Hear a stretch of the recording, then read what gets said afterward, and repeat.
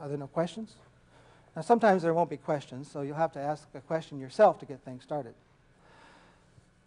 So I will ask myself a question. How, someone says, can I help a friend of mine who has to give an important talk and is, has some concerns about how well the talk will go? My answer to that person is, you must sit in the front row, like these people are, and smile and nod frequently, as I've asked these people to do. And the reason for that is that speakers are enormously affected by nonverbal communication. So if there are people down here in the front row who are smiling and looking appreciative, it will have a profound influence on the speaker. So if a friend is sitting in the front row, and if it's an oral exam, a job talk, or a contract negotiation, and the right people are nodding, it can make an enormous difference. By the way, this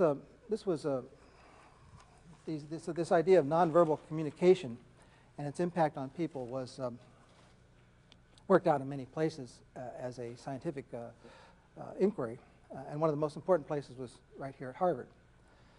Years ago, there was a psychologist here at Harvard named Verplanck, and at the time he was studying the subject of nonverbal communication. And one day, he was talking with a student in his office, and the student pulled his ear. And Verplanck nodded and looked interested. And the student pulled his ear again. And now Verplanck says, I can perform an experiment. So every time the student pulled his ear, Verplanck nodded and looked interested. So before long, the poor student's ear was bleeding. And Verplanck said, "What's wrong?" And he said, "Oh, my ear itches." But of course, the sensation of itch was a consequence of this nonverbal communication. In any case, Verplanck continued with these experiments, and before long, Harvard Yard was full of people with all sorts of tics and twitches. And enough of them had gotten together that they decided that they too could play the same game.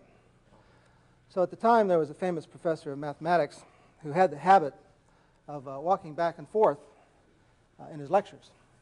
So some of the time he'd walk to the right, and other times he'd walk to the left. So the students decided that when the professor walked to the professor's left, they would frown and look confused. And when the professor walked to the right, they would look happy and interested.